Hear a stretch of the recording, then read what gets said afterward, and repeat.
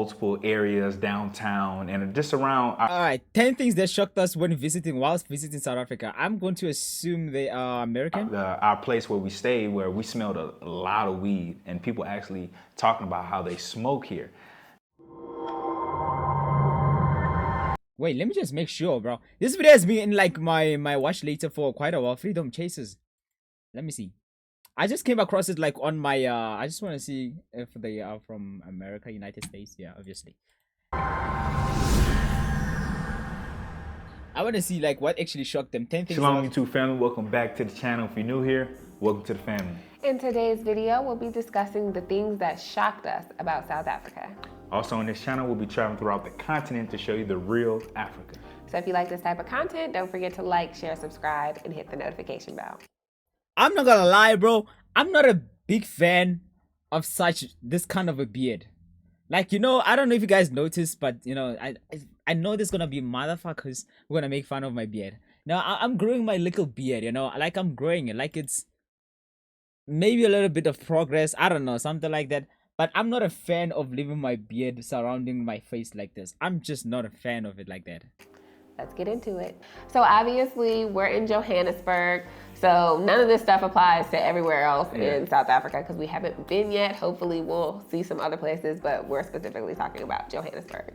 The first thing we're gonna discuss is the similarities to America. Now, when we were in Kigali, we actually met a Rwandan man who told us that South Africa is just like Europe. He was like, it's Europe. So when we got here, obviously we've never been to Europe, so we would think that's a little different. But when we got here, it looks a lot like America. Like just the way the roads are, the way the buildings are, it's very, very similar. We also noticed that the way people dress here is very, very similar to America. Just the jeans, the t-shirts, the regular stuff. Like hip hop culture. Right. When we were in Tanzania, like especially the women wore more traditional clothing. In Rwanda as well. In Kenya, not so much. Kenya, they were wearing like jeans, t-shirts, stuff like that. But we weren't exactly sure how it was gonna be here. Now, one thing that shocked me was how a lot of people have open face goals. Now, where I come from, Louisiana, I seen that a lot. Mainly in like more of the hood areas, ghettos. I want to get grills. I don't know if they call it grills or what. You know, like the ones that Duke has them, like Duke Dennis, the guy we were watching in the previous video. Duke Dennis grills, right? Alright, let me see pictures. I want these ones, bro. I don't know if you'll be able to tell. Ah, no, you're gonna show me a whole fucking YouTube video. Go crazy for my birthday, so I just wanna this year I just wanna see a picture. I don't wanna see like the whole fucking YouTube video. Let's just, is there like a picture? Alright, this is a picture, right? This is the picture right here. Alright. And then it takes like 15 minutes to load. Okay, fuck no. Alright, let's just go back to this kind of girls. I don't know if they're permanent or you can take them off. I like these ones. I don't know. I'm definitely gonna get those.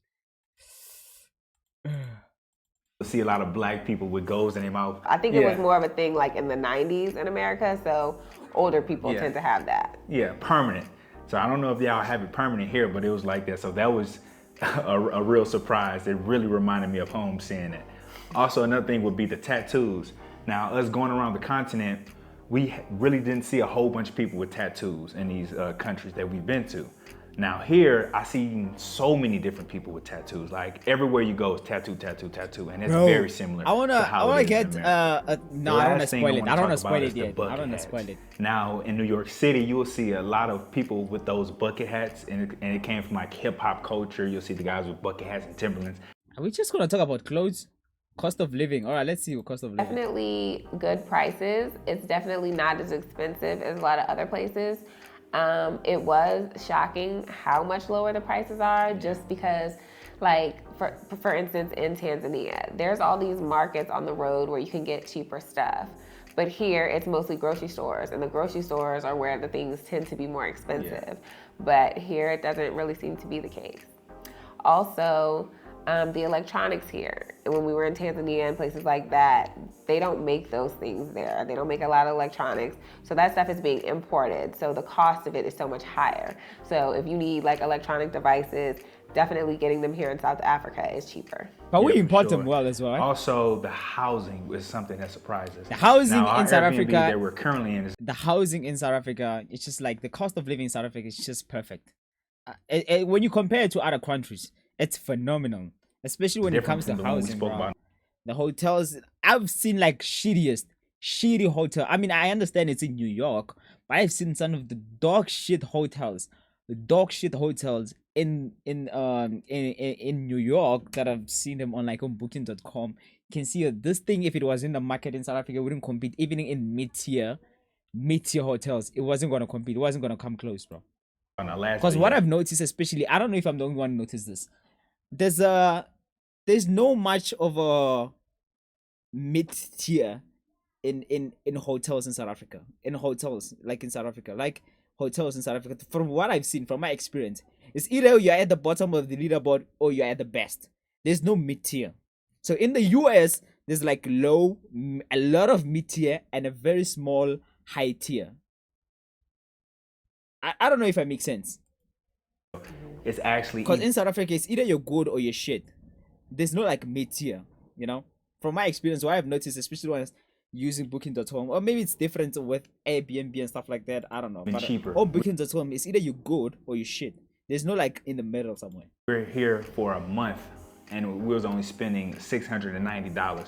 And I'm saying this place is a 2-bedroom, it's fully furnished, have everything that you need. And we didn't pay that at any other Airbnb in any other country that we stayed in. We paid almost double in these other countries. So that's saying a lot when it comes to the housing here. So next up, we're gonna talk about load shedding. Now, in our research, we did see this. We knew that there was an electricity situation out here. It was surprising though how many times it went out. Yeah. Now, the first apartment that we were in that we discussed in the last video, it had a generator, so it would kick back on immediately, but it was still noticeable because the electricity would cut and then it like Come back on. yeah, maybe Right. like 10, 15 seconds, it would come back on. Yeah. But it was shocking how many times it did it throughout the day. Now in Load this shedding is dog apartment, shit, bro. they actually told me of an Load app shedding that I downloaded that tells you when it cuts off for your Yeah. area, and depending on what stage it's in and all of these other things that I had no idea about, it could be 1 time a day, it could be 2 times a day, 3 times a day, 4 times a day, Yeah. and it could be anywhere from 2 hours to 4 hours. So it can be an inconvenience for people that work from home, especially if you don't Bro. have, portable It's chargers ass. or something to keep your stuff charged. Let me charge my This power place bank. actually has a backup. Speaking of load shedding, let me charge my power bank. Because my phone is full. And then load shedding is hitting at 4 p.m. So let me charge my power bank. Dog shit. That's one thing that will make me move out of this country, bro. You know, my plan, obviously, no, not my plan, but what I'm hoping for, to live some couple of years, maybe live a couple of years in Cape Town and then suddenly move out of this dog shit country. I love my country, but I love Dubai more. Up on the Wi-Fi, so the electricity Yeah. goes out, but the Wi-Fi stays on, so we're still able to work, so it's not really that bad. But it was shocking that it goes out so much. And also, I thought it was strange that in the last apartment and in this one, they have electric stoves. Yeah. All the other places we've been in Africa have all had gas stoves, and just because there's load shedding and it cuts off all the time, it What? Yeah. was shocking to me that it was electric because, I mean, obviously, yeah, the gas, you can Yeah. still use it. The next topic we want to get into is how weed is decriminalized here. So we've been to multiple areas downtown and just around our place where we stay, where we smelled a lot of weed and people actually talking about how they smoke here. Now, what's shocking is in other countries, it's a huge deal if you get caught with weed out in public or just on your person. You can go to jail for a long time. Here, people do it so frequently and so just leisurely that it don't seem like the cops are just really enforcing it that much, like giving people serious time for it. So it just shocked me that so many people do it here. The next topic I'm going to get into is the liquor selection. Now, I'm not a heavier drinker or anything like that, but And I don't drink at all. She doesn't. But I drink on occasions, and when I do drink, I usually want something that's really good. So being in these other countries, I'm going to assume that he's gonna say in South Africa there's a lot of options to choose from. But let's be honest, we are the alcoholics of this continent. South Africans, we are the alcoholics of Africa. Let's just keep it real, bro. the liquor selection wasn't like it wasn't very good. What? What? For real? I think the best liquor I've seen in these other countries is like Jameson or something like that.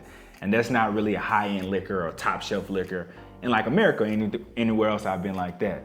Here, I mean, you get a serious selection like Glenlivet. Oh, okay. Just high-end scotches, Hennessy, like anything that you can want, literally, you know, that you can find in America, you can find also here. And things that are even aged more. 18, 20, 25 plus years. So that was a great thing to see. And so now I can just get the stuff that I actually want. And it's a great price also.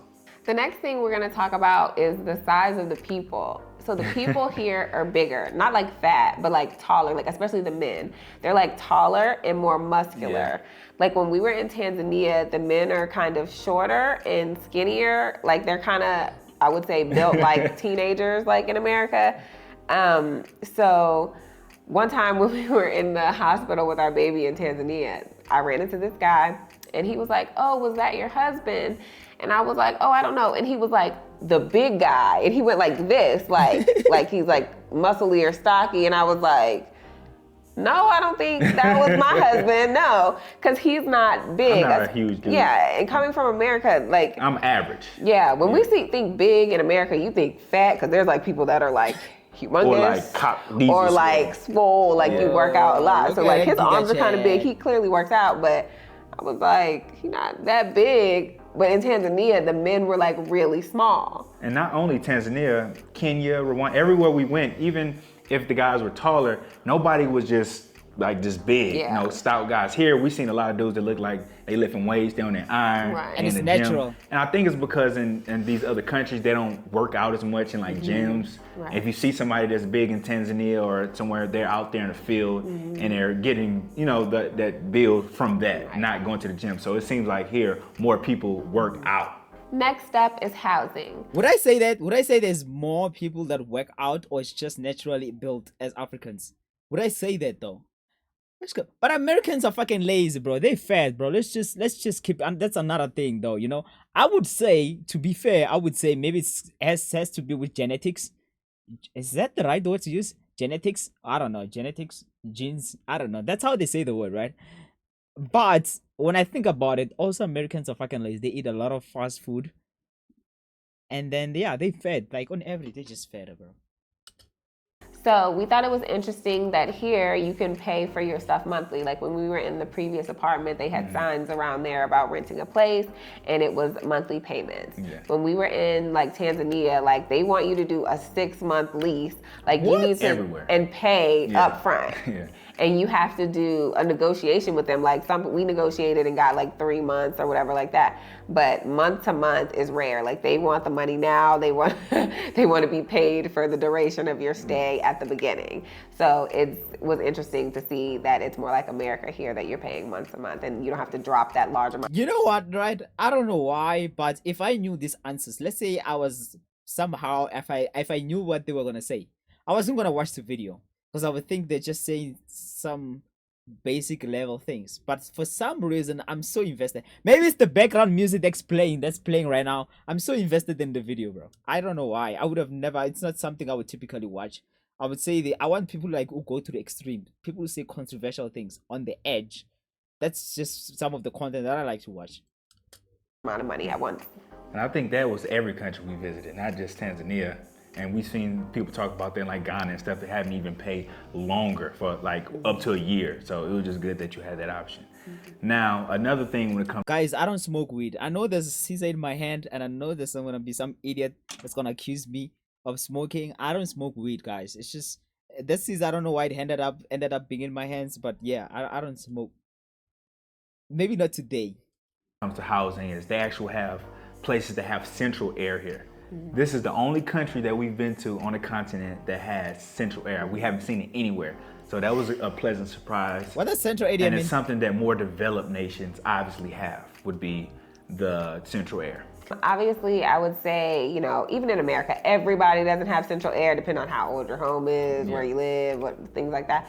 But like in like especially public buildings, like if you go to restaurants, malls, things like that, there's air like that. And even in like public buildings and like even government buildings, like especially like in Tanzania, they all had the little mini split units on the wall. So like a bunch of them throughout the building, like because you need a bunch of those. They go for like one room, but. Yeah, it was interesting to see that they had the central air here. The next thing I want to get into is business opportunity. Now, being that this nation is more developed, you would think that you would have less opportunities than you would, for example, in other African countries that might be less developed.